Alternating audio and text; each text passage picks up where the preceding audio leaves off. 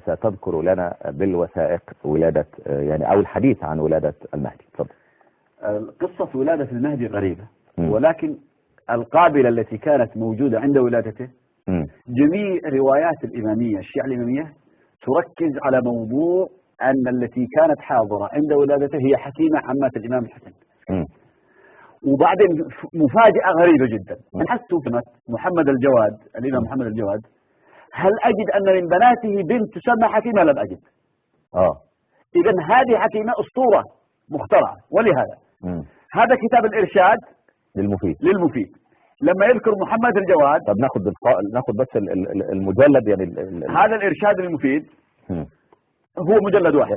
نهدى شيخنا عشان بس إخواننا الشيعة يراجعوا معنا هذه الكتب والمطبعة، يعني هو الآن على الشاشة مؤسسة التاريخ العربي، كتاب الإرشاد للمفيد. تمام. طيب.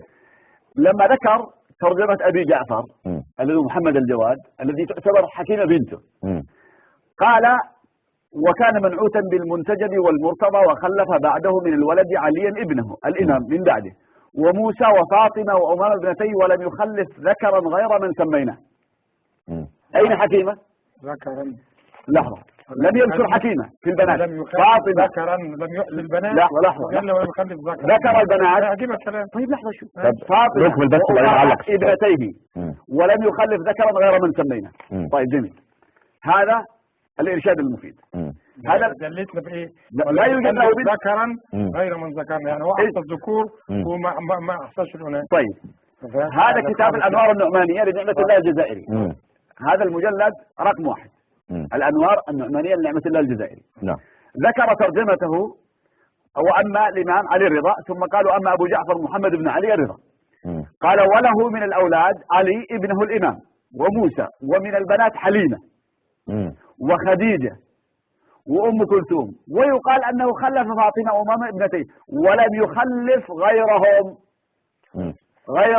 دول هي حكيمة. حكيمة واحدة ممن ذكرتها. لا ما ذكر حكيمة. لها اسمين. ايش هي؟ لها اسمين. يعني اسم دلع مثلا يا شيخ شاوي؟ يعني لما في روايات. لا علق بعدين. كشف الغمة في رواية أيضا قد ذكرت حكيمة لكن شكك فيها. طيب جميل. هذا كتاب حد يذكرها نشكك فيه. هو مش أنا، ليس أنا. هذا كشف الغمة للأفضلي. لما ذكر أولاده قال: وخلف بعده من الولد عليا ابنه الإمام من بعده وموسى وفاطمة وأمامة ابنتيه ولم يخلف ذكرا غير من سميناه إلى آخره. طيب جميل. هذه حكيمة. هذه الثلاث الكتب لم تثبتها أصلا. مناقب على حاجة. هذه الكتب لم تثبت أنها من بناته ولم تنفيها. طيب جميل. هذا مناقب على أبي طالب لابن شهر أشوب المازندراني. ذكر حكيمة لكنه نقلا يشكك فيها. طيب لازم يشكك فيها. هو مو أنا ده ابن شهر أشوب، ده زعيم الشيعة يعني. طيب يقول: قال ابن بابوي: سمى المعتصم محمد بن علي وأولاده علي الإمام وموسى وحكيمة وخديجة وأم كلثوم. هنا ذكر حكيمة. ثم قال: وقال أبو عبد الله الحارثي خلف فاطمة وعمر فقط. يعني حتى لو قلنا أن حكيمة هذه مشكوك، هل هي بنته ولا ما بنته؟ إذا نخرج إلى نتيجة مهمة جدا، أن حكيمة هذه أولا لا توجد لعلي الجواد لمحمد الجواد بنت اسمها حكيمة. ثم لو وجدت فهو مشكوك فيها. واحد يثبت واحد ينفي. طيب نفترض أنها موجودة حكيمة، فهذا الشيخ. الكتب دي كلها يا راجل عشان كلمتين. حكيمة هذه هي مصدر الإمام المهدي الذي إذا سقطت حكيمة سقط المهدي. تمام. لأنه ما في أحد أثبت الولادة إلا حكيمة. هذا مشرعة بحار الأنوار للشيخ محمد آصف محسني. المجلد الثاني يقول عن حكيمة هو خالص. هو بيثبت شيء مهم، وانت ما عرفتش تثبت ولادة المهدي فهو بيثبت لك انه لم يولد. يقول يا شيخنا يقول عن حكيمة، يقول: وحكيمة رحمها الله أيضا لم توثق، فهذه الروايات غير معتبرة لا ينبغي الاعتماد عليها. حكيمة حتى لو كانت موجودة هي غير ثقة مجهولة. فكيف تروي؟ بحار الأنوار مش كده؟ ما شرعت بحار الأنوار. ما شرعت بحار الأنوار.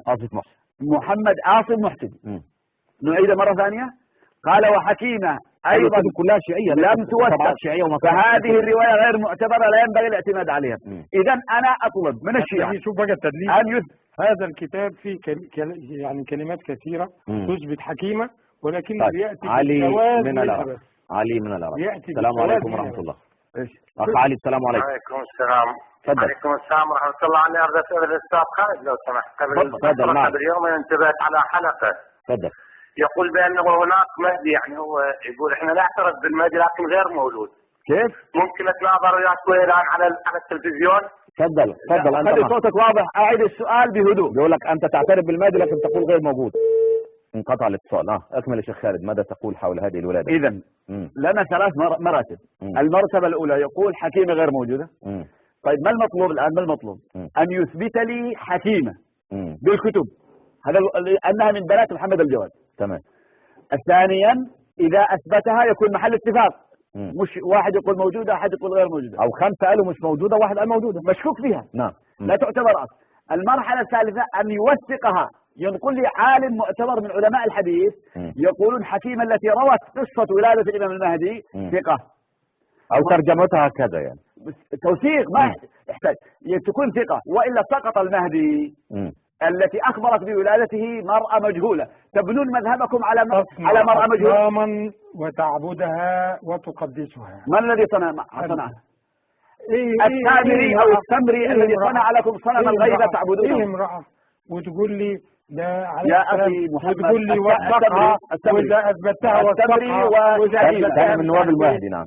السمري أثبت الغيبة وحكيمة أثبتت الولادة، هما شخصان مجهولان. ليه ما هموش السمري مجهول أثبت الغيبة وحكيمة أثبتت